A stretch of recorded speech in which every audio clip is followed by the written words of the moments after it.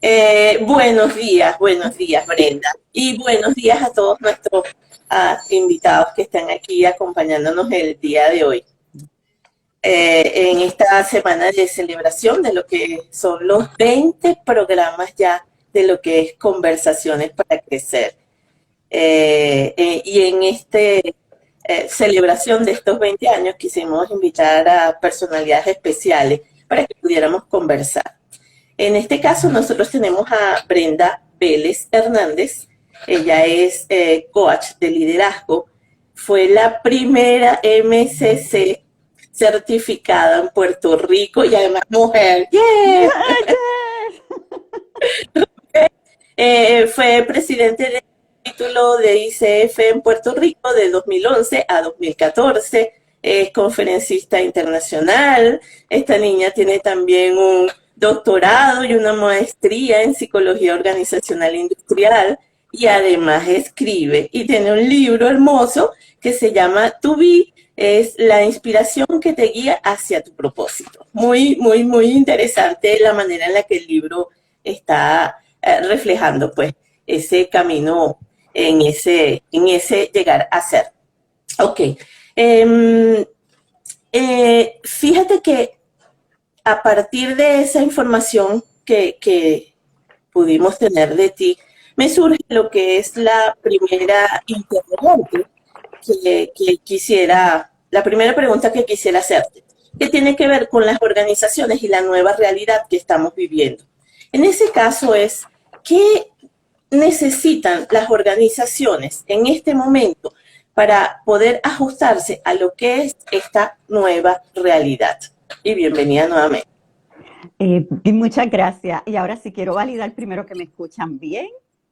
¿Sí? Ay, qué bueno, qué bueno. Pues estoy sumamente feliz. Gracias por la invitación. Puerto Rico y Venezuela son uno. Así que realmente me siento en casa. Gracias por invitarnos y abrazarnos mutuamente en este tiempo. Bueno, contestando esta perspectiva, a mí me apasiona la gente. Y las organizaciones son gente. Las organizaciones, cuando rompemos el mito de ver las organizaciones como un espacio fuera de lo que en esencia es una construcción fundamentada en gente, entonces pues, las condiciones cambian. ¿Qué puedo compartirles desde mi experiencia en este tiempo? Miren, las organizaciones más que nunca necesitan el coaching. Yo pienso que el coaching es la respuesta, aunque el coaching no es para todo. Sin embargo, cuando yo digo que el coaching es la respuesta, es que nosotros sí podemos generar una adecuacidad del coaching a las organizaciones, siendo el coaching un acercamiento directo como un acercamiento indirecto. ¿Y a qué yo me refiero? Lo primero es que nosotros debemos apoyar a las organizaciones a que comprendan qué verdaderamente es el coaching. Todavía cabe señalar, a pesar de que desde mi última revisión de literatura, el coaching profesional como lo conocemos nosotros, tiene más o menos unos 38, 42 años de historia, aunque el coaching lo podemos relacionar, el primer coach era Sócrates, pero cuando miramos el coaching moderno, más o menos entre 38 a 42 años es lo que yo estimo que es la historia del coaching. Cuando lo miramos desde esa trayectoria, nosotros podemos entonces ubicarnos en el contexto de estos tiempos. Entonces, el coaching en las organizaciones todavía es malinterpretado o probablemente por el mismo elemento de que es una profesión emergente, a veces lo tratamos un poco faltándole el respeto, ¿verdad? Y quiero ser muy cuidadosa con la interpretación que le puedan dar a este comentario. Ahora, el coaching es una intervención. Lo primero que hay que tener claro es qué es el coaching. El coaching es una intervención, es una estrategia de comunicación y es una profesión. Y cuando nosotros tenemos claro el contexto de las tres definiciones de lo que es el coaching, entonces vamos a poder apoyar a las organizaciones a que puedan no tan solo comprender lo que es el coaching, sino que lo puedan utilizar adecuadamente, podamos distinguir con ellos cuándo es coaching y cuándo no es coaching como intervención, pero también pudiéramos apoyarlos a crear una cultura de coaching, que es lo que yo he hecho a través de todos estos años. Invitar a las organizaciones a que desarrollen un coach approach y que su cultura organizacional sea una cultura que se fundamenta en coaching, y esto no es otra cosa que conversaciones poderosas. Cómo yo centro una cultura organizacional fundamentada en conversaciones positivas, poderosas, proactivas, y que definitivamente apoyen a la organización a trabajar una mirada no en la centralización, sino en la comunicación. Entonces, por ahí pudiéramos comenzar a redondear este proceso, que se puede desatar una cascada increíble de otras alternativas. Sí, y fíjate que con lo que estás comentando, lo que me surge es lo siguiente. Efectivamente, el coaching ha sido mal interpretado. Yo no voy a ser tan cuidadosa por personas que de alguna manera irrumpen en ese campo sin tener la preparación necesaria, de manera que van dejando una estela de mala información y de una profesionalización que no es tal, ¿ok? Creo que es interesante, y además porque vi por ahí que de alguna manera también has trabajado con lo que tiene que ver con los indicadores de efectividad del coaching. Y esa es una manera también en la que podríamos estar apoyando el reconocimiento del coaching en las organizaciones. ¿Qué has podido tú identificar dentro de esos indicadores de efectividad del coach? ¿En qué están basados? Muchas gracias por esa pregunta. Sí, porque yo practico mucho el liderazgo humilde, así que, pero realmente esa es mi pasión, es la efectividad del coaching. Si algo a mí me ha caracterizado ha sido ese tema y cómo yo he logrado trascender del típico modelo de retorno de inversión a poder entonces mirar el coaching desde lo que es las variables de efectividad. Y precisamente de eso trató mi disertación doctoral. Una de las cosas que yo quería era continuar expandiendo el conocimiento que tenemos en el coaching en español, porque me parece que es importante seguir fortaleciendo el coaching en español. Y hay mucha disparidad y en términos de la literatura en español versus en inglés, también la adecuacidad cultural de las investigaciones del coaching. Muchas veces no podemos generalizar muchos de los artículos y de las perspectivas de los avances científicos que hay en el coaching. Por eso hay que también continuar incentivando a los coaches que trabajamos el coaching en español a que sigamos aportando a la ciencia, el arte y la práctica a través de lo que son prácticas basadas en evidencia. Ahora, hablando un poco del modelo, mi modelo de coaching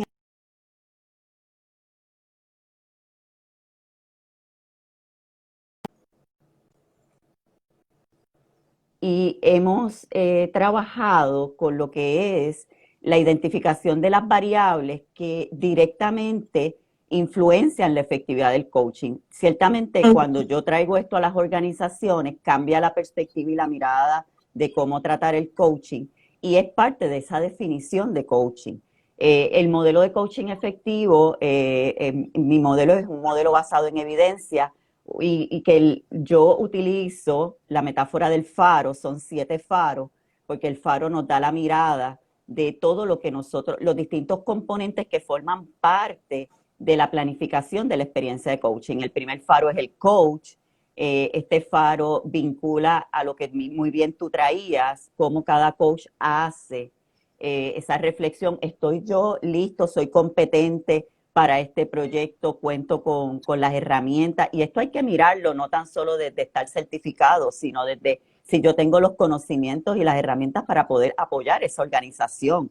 Porque a veces hay tópicos que, aunque yo sea coach organizacional, a lo mejor es un tópico con el que yo no he estado vinculado antes, y ahí entra el ejercicio de la mentoría y la supervisión como buenas estrategias de acompañamiento.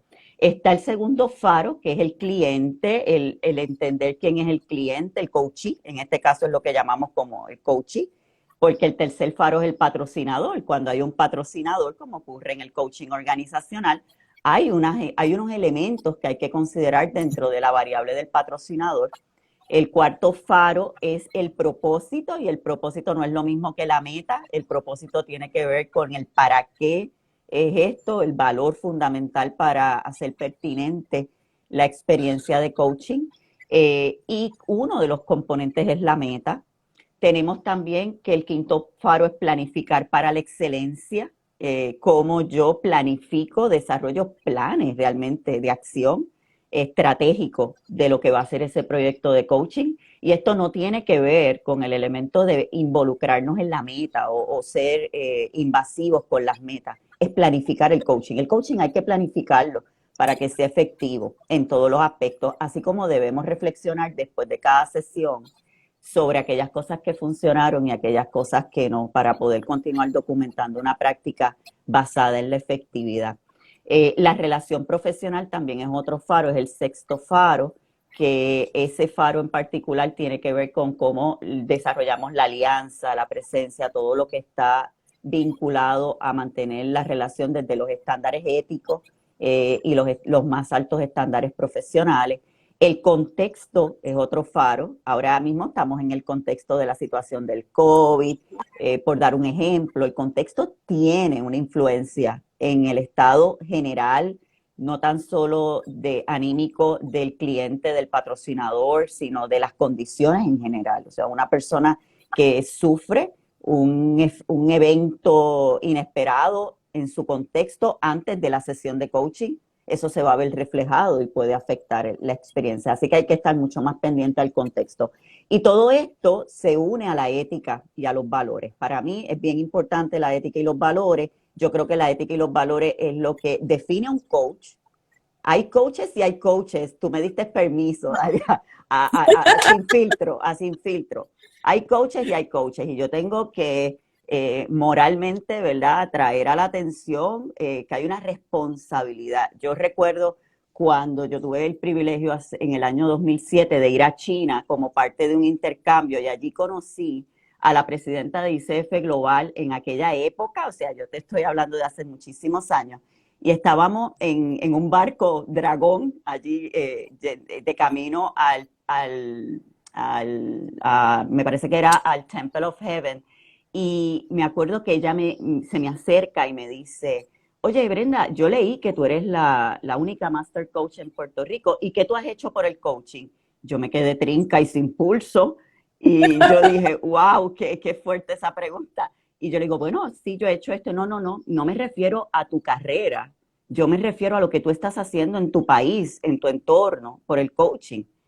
Y eso para mí, a mí me marcó esa pregunta y me dice, tú puedes hacer muchas cosas. En aquel momento yo ni había fundado Coachar Institute, pero ciertamente esa conversación me puso en perspectiva la importancia de que no es tan solo yo saber que estoy haciendo las cosas bien, en cómo nosotros también contribuimos al crecimiento y a la expansión de coaching, educando lo que debe educarse, y principalmente la educación se debe, y el ejemplo que nosotros debemos dar como coaches se debe fundamentar en la ética y en los valores. Y eso fue una conversación bien profunda que yo tuve con ella, y hablábamos de eso, o sea, educamos con el ejemplo y cómo hay coaches y hay coaches, nuevamente repito, cualquiera puede estudiar coaching. Eso no significa que se va a convertir en un gran coach, porque lo que nos hace grandes coaches es que tengamos un alto criterio y un alto modelaje ético y moral, que no hagamos coaching simplemente porque queremos una gran empresa que está cotizada, sino que realmente trabajemos desde la contribución superior. Y lamentablemente hay muchos coaches que no tienen esa mirada, y más allá de un branding bonito, es quién tú eres como persona, es quién tú eres como líder, y es cómo tú representas el coaching. Y a mí me parece que el que no está dispuesto a representar el coaching de esa manera, por favor, retírese, haga un examen de conciencia y regrese cuando esté listo a contribuir a la profesión. Porque sí habemos muchos coaches que estamos contribuyendo, tal vez no desde mucha visibilidad, pero sí desde sentar las bases para que el coaching se siga posicionando como lo que es una herramienta que realmente genera cambios, tiene significado profundo y significativo en la vida de las personas y de las organizaciones que tocamos a través de él, pero que de igual forma requiere que nosotros lo defendamos, pero lo defendamos con el ejemplo y haciendo bien las cosas. Y hacer bien las cosas no es simplemente hablar bonito, tener un buen branding y hacer mucho ruido. El ruido crea distorsión. Y yo creo que por eso en las organizaciones a veces se ve el coaching con mucho escepticismo y por eso cada vez, a veces se hace mucho más difícil el poder llevar el mensaje y que se nos que las organizaciones y las personas estén más receptivas a la experiencia. Exactamente. Entonces tengo dos reflexiones con lo que dice. Y bueno, dos reflexiones. No, primero que estoy completamente de acuerdo, creo que es un deber de cada uno de nosotros que los dones que tenemos, y dentro de esos dones están incorporados los aprendizajes, tenemos el deber de compartirlos, ¿ok? Y creo que ahí cuando compartimos estamos primero contribuyendo con ese ciclo de dar y recibir y llevando esa misión social que todos tenemos. Y entonces me quedo también con el aprendizaje. ¿Qué nuevos aprendizajes entonces son necesarios en esta época para continuar avanzando? Porque este ha sido un periodo como para algunos de estar detenido, para otros de una velocidad un poco más lenta, a otros mucho más rápido. Pero ¿cuáles serían estos nuevos aprendizajes que se requieren en esta época frente a esta nueva realidad? Yo los sintetizo en tres aprendizajes y son los que yo también me aplico y sobre los cuales yo me expando, no me estiro, me expando. Esa distinción de expandirnos versus el estirarnos a mí me parece maravillosa. El primero es retomar la reflexión sobre cuáles son nuestros valores fundamentales y para qué hacemos lo que hacemos. Yo creo que si algo este tiempo nos ha traído es eso. Y hay un contexto emergente dentro de vamos a decir, los postulados de liderazgo que a mí me ha encantado, y es el postulado del liderazgo humilde. En inglés lo que se conoce como el humble leadership. Y de hecho, el Shine, de apellido Shine, son los que se han expuesto mucho a este principio. A mí me encanta porque se parece mucho a lo que yo he creído siempre como fundamento y nos habla de cómo redefinir o actualizar la definición de lo que es la humildad y cómo podemos trabajar la humildad como el nuevo poder. La humildad no es un símbolo de debilidad, al contrario, es un fundamento para la grandeza. La humildad es lo que nos permite estar presentes, no pasar juicio, el realmente enfocarnos en apoyar a los demás a que aprendan a pescar. Eso también es importante y no darles el pescado nos permite tener esa mente abierta, colaborativa, trabajar desde la confianza. Así que lo primero el primer elemento para mí es cultivar en cada uno de nosotros ese liderazgo humilde, que es el liderazgo desde la vida en comunidad, desde la solidaridad, desde la confianza, desde la empatía, desde la sensibilidad. Porque el que nosotras podamos ver el mundo a lo mejor con una mirada de optimismo distinta, porque nos hemos dejado vivir por las experiencias que la vida nos ha traído y nos hemos dado cuenta que estamos aquí vivas, a pesar de que a lo mejor en muchos momentos hemos pensado, ándate, a lo mejor de esta yo no lo paso, yo no paso de esta, y mira, y estamos cada día más bonitas, pues entonces en ese aspecto, eso es lo que Maslow nos hablaba en la teoría de la jerarquía de las necesidades. Ese principio de la autorrealización no tiene que ver con el tener, tiene que ver con el ser. Entonces, con trascender, en la medida que nosotros nos damos cuenta que las circunstancias no nos matan, nos fortalecen, pues podemos ver la vida con otras tonalidades. Pero no todo el mundo ha tenido esas experiencias y hay que dejar que cada ser humano las pase, pero qué lindo sería poder acompañar desde la solidaridad, desde la empatía y sobre todo desde la creencia, no de que la gente necesita que lo ayudemos. Las personas necesitan más personas a su alrededor que crean en ellos. Así que ese principio fundamental del coaching, de no perderle la fe a la gente, y nunca le perdamos la fe al coaching, nunca le perdamos la fe a la organización, por más tóxica que la veamos.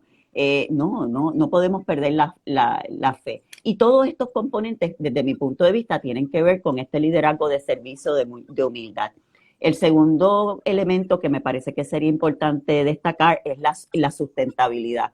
Cómo aprendemos a vivir en gratitud, pero con lo necesario.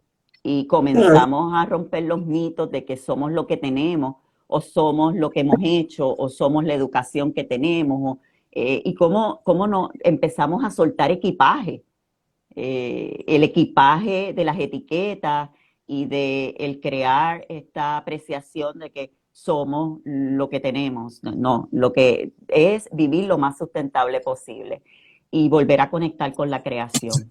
Es el tercer elemento. Yo pienso que la creación nos habla cuando comenzamos a conectar con el sonido, con el silencio, con el sonido de los 5 elementos, empezamos a sentir el agua, a saborear los alimentos que nos comemos, a sentir el aire. Es la presencia. Cuando comenzamos a conectar con la creación nos habla. Y la creación es vida, y de ahí es que venimos. Así que esos 3 elementos me parece que sería, desde mi experiencia, lo que funcionaría muchísimo más en estos tiempos. Bueno, por aquí nuestros invitados también están de acuerdo contigo. En ese caso, Torcuato decía que la humildad es servir y era parte con lo que concluías en esa primera parte. Y en esto de ir ligeros de equipaje, a deshacerse de lo que llaman de lo que llaman en la psicología el ego ahí, desde lo que quiero mostrar, de lo que quiero tener, ¿no? ¿Ok? Fíjate, la otra cosa que entonces me parece interesante tiene que ver con, y entonces ya tenemos un nuevo tipo de liderazgo, ¿ok? Ese liderazgo necesita reconectar con sus sueños y sus metas, así como todos nosotros. ¿Qué es necesario para poder reconectar con esos sueños y metas? Desde una mirada de lo que es el coaching efectivo, Ujú. porque para mí el coaching efectivo es un coaching de vida, o sea, el coaching de vida no de lo que es el nicho, sino creacional. Es un coaching que crea vida, no que hace autopsia o trabaja sobre lo que ya ocurrió, un poco causando esas metáforas. Y desde ese contexto de coaching efectivo, los sueños y metas están directamente vinculados a lo que es el sentimiento de autoeficacia. Y la autoeficacia o la percepción de autoeficacia es la creencia que tiene una persona de que puede lograr algo. Así que pudiéramos entonces por aquí comenzar a crear unas hipótesis de que la razón por la que las personas no logran sus sueños y sus metas es porque hay una creencia.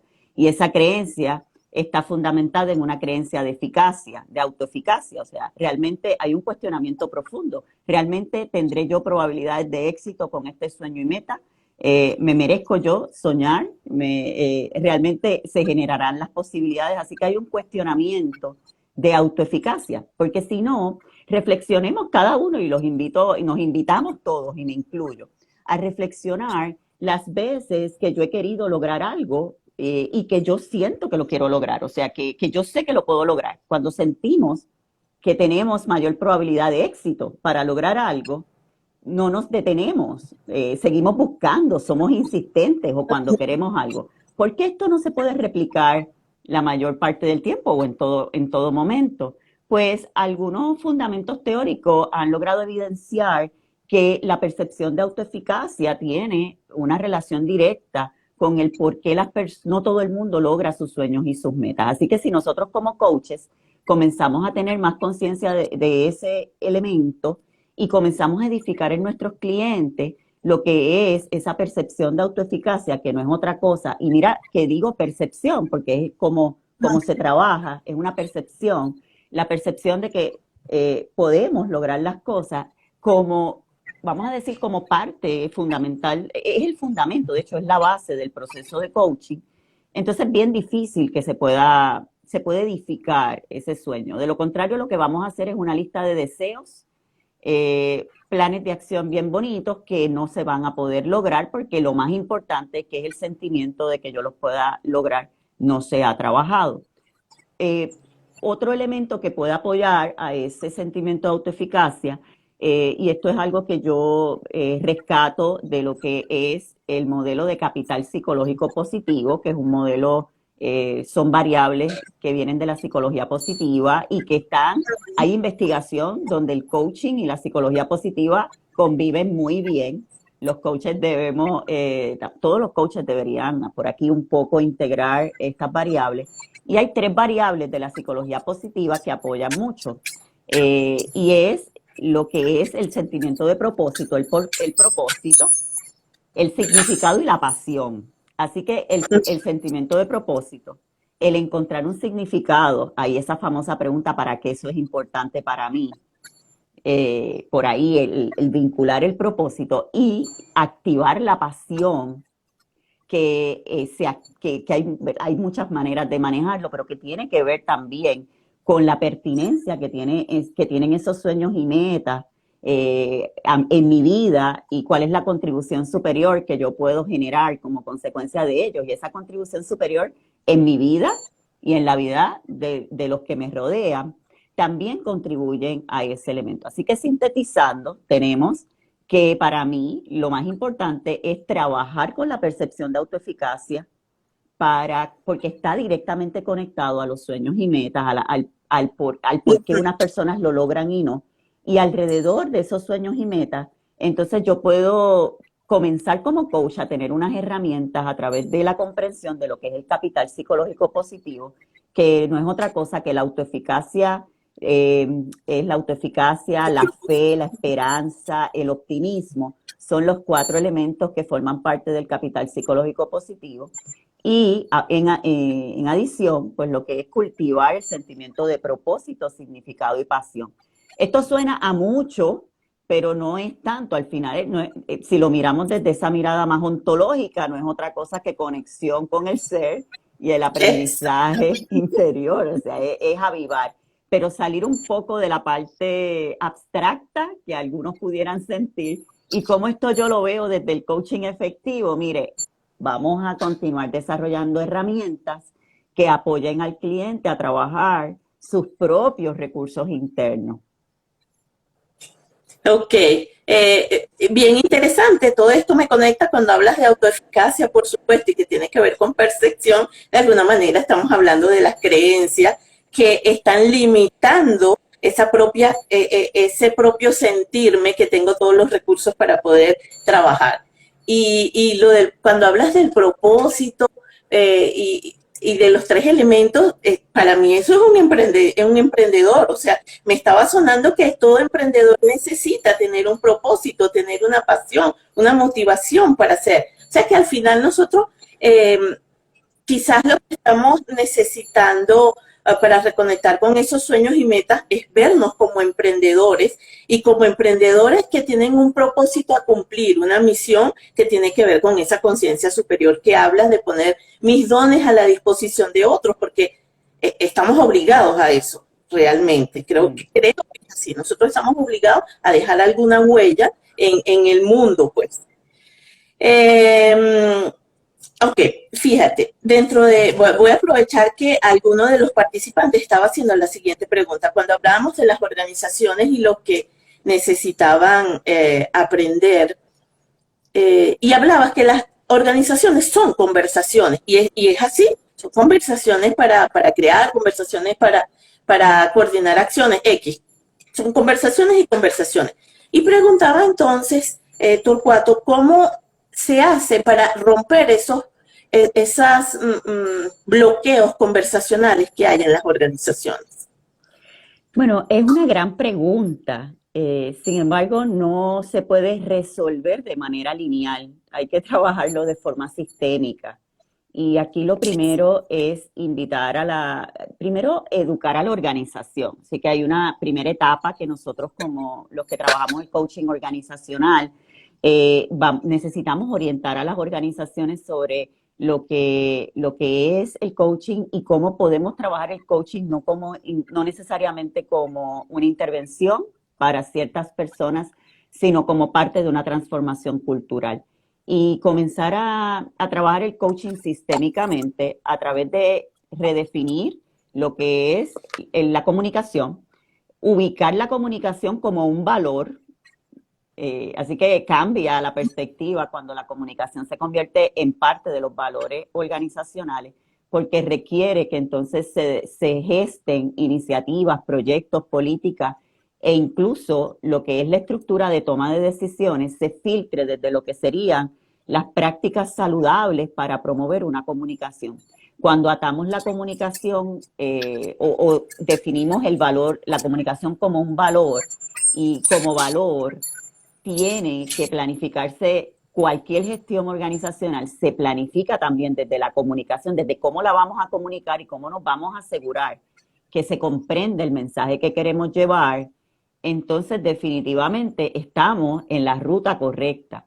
Cuando también hablo del coaching desde la comunicación, hablamos de cómo romper el mito de la centralización versus conversaciones. Y la centralización no tiene que ver con la estructura organizacional, me explico. Una cosa es la estructura organizacional, los organigramas, los procedimientos, las políticas y las pautas, y otra cosa es que nosotros utilicemos esa estructura que lo único que busca es crear un molde. Imagínense que nosotros tenemos, bueno, la realidad, nosotros tenemos un esqueleto. ¿Qué pasaría si nosotros no tuviéramos un esqueleto? Estaríamos mongos, no nos podríamos sostener. Bueno, mongos como se dice en Puerto Rico, así que discúlpeme si esa palabra tiene alguna disrupción allá en Venezuela. ¿No? Pero sería así como, estaríamos, o sea, no podríamos sostenernos. Así que eso es lo Flácidos. que hace. Sí, flácido. Eso es lo que pasa con lo que es la estructura organizacional. La estructura organizacional es el armazón para sostener la organización. Pero, ¿qué es lo que le da vida al cuerpo? No, cada órgano tiene una función. Entonces, cuando la comunicación se convierte en el corazón de esa organización que le genera los latidos para que todos los demás, el resto de los órganos puedan funcionar efectivamente, entonces vamos a ver el proceso. Por eso para mí la comunicación debe convertirse en un valor y en una estrategia de cambio de cultura. Esa comunicación debe ser desde el coach approach, o sea, desde un acercamiento de coaching, que no es otra cosa que utilizar las habilidades y las bondades que el coaching nos da para definir lo que son los estándares de la comunicación. Y entonces ahí comienza la organización a resonar con el coaching distinto y comenzamos a crear culturas de coaching en las organizaciones. Pero eso ya es otra conversación. Pues sí, pues sí. Fíjate, observando pues lo que de alguna manera ha sido tu desarrollo profesional, pues yo no puedo evitar de preguntarte por el liderazgo femenino. ¿Cómo ves tú el liderazgo femenino? Y vamos a remitirlo a nuestra área latinoamericana. ¿Cómo tú ves que se ha ido desarrollando el liderazgo femenino en Latinoamérica, incluido por supuesto en habla hispana también Puerto Rico, ¿no? Por supuesto. Que aquí tienes compañeras que te están acompañando, así que entendieron que te pongo. Sí. Bueno, te cuento algo. Para mí el rol de la mujer, yo pienso que, y, y esto no es feminismo, esto es, yo soy una advocate de la creación, así que yo creo que el ser mujer, somos creación, así que la mujer tiene un rol importante en todo lo que hacemos, así como el hombre. Ahora, desde lo que es el rol del liderazgo femenino a nivel latinoamericano, a mí me parece que ha ido en aumento, que el famoso paradigma del techo de cristal, por otra parte, todavía sigue bien presente. Nosotros vemos que hay mucha desigualdad en cuanto a, fíjate, tal vez no tanto en las oportunidades, porque cada vez vemos más mujeres en roles de liderazgo, pero probablemente en los beneficios y en los términos de negociación cuando los comparamos frente a nuestros compañeros.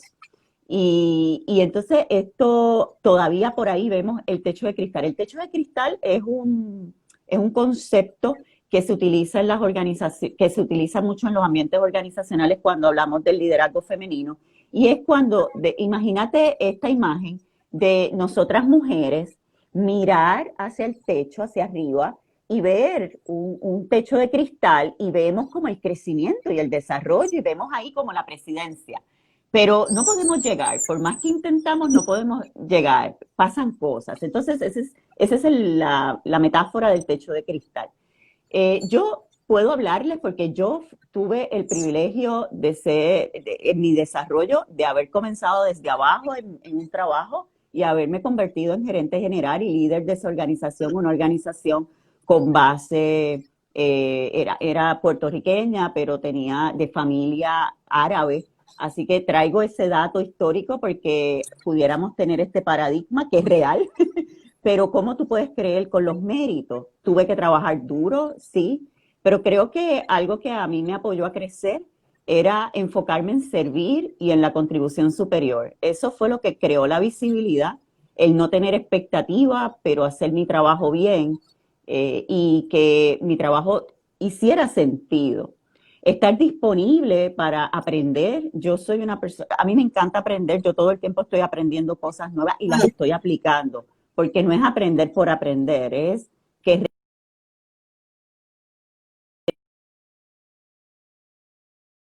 sigamos trabajando como mujeres, liderazgo enfocado en valores, ese liderazgo humilde, pero yo tengo lema acá en Puerto Rico, mansa pero no mensa, bien, Eso se entendió.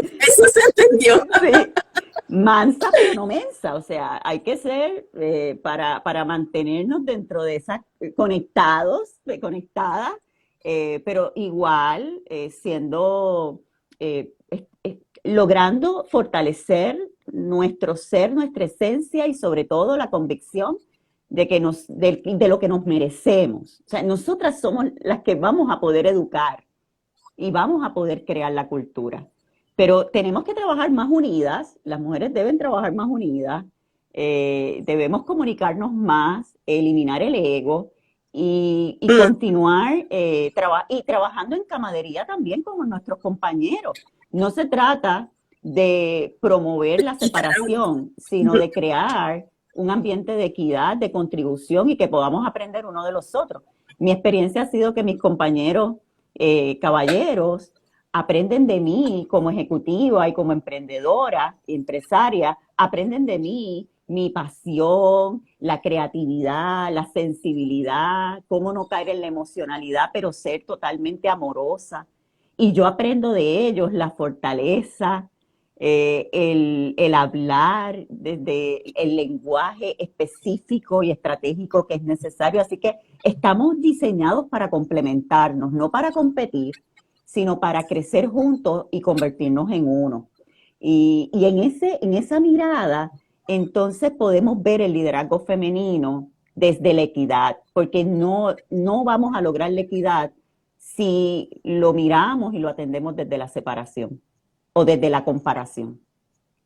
Sí, de acuerdo contigo y me viene pues el concepto de la sororidad ligado a lo que es la hermandad. O sea, como hermanas siempre nosotras no, de alguna manera nos alegramos por los éxitos de nuestras hermanas. En mi caso, yo muy feliz de todo lo que has estado logrando, y alineada con lo que dices de la importancia de trabajar el ser más que el tener, pues de alguna manera, porque el ser es el que va a guiar todas tus acciones y lo que tú vas a estar dejando en el mundo, siendo más efectivo usando tus propias palabras.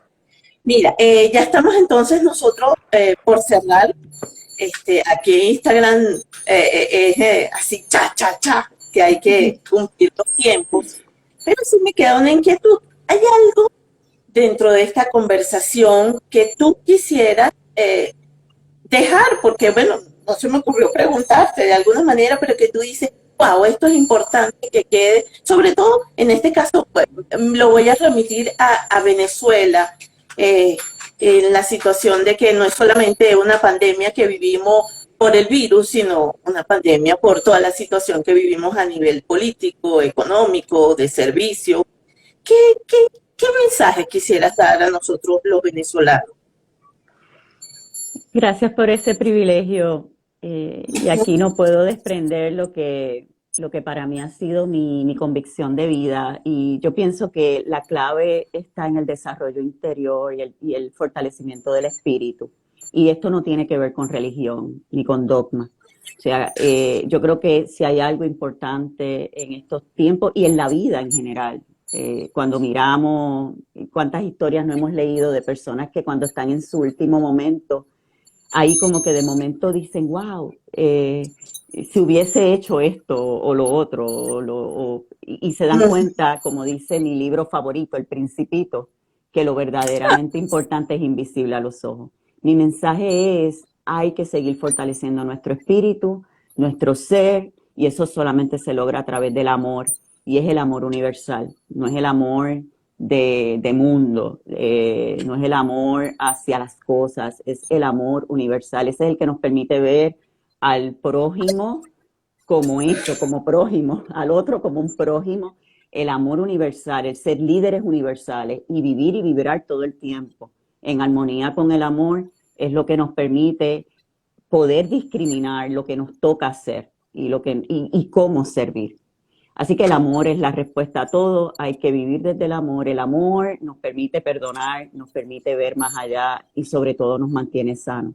Autocuidarnos, hay algo que yo he aprendido a través de estos últimos años en lo que es el todos los días fortalecer mi espíritu, mi desarrollo como persona y como ser, y es mantener un cuerpo limpio, un corazón puro y una mente llena de conocimiento.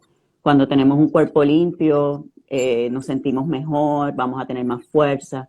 Cuando tenemos un corazón puro, podemos entonces tomar las decisiones desde esa vibración del amor. Cuando tenemos una mente llena de conocimiento, que no es el conocimiento intelectual directo, podemos discriminar todo lo que vemos y todo lo que aprendemos y podemos escoger de una forma mucho más prudente aquellos que abrazamos y aquellos que no. Y eso, como consecuencia, es lo que nos va a fortalecer el espíritu. Así que para mis hermanos y para todos, como hermanos universales que somos, mi amor y sobre todo a continuar fortaleciendo nuestro ser y nuestro espíritu a través del amor. Gracias, gracias. Yo voy a traer entonces a John Lennon cuando decía All you need is love.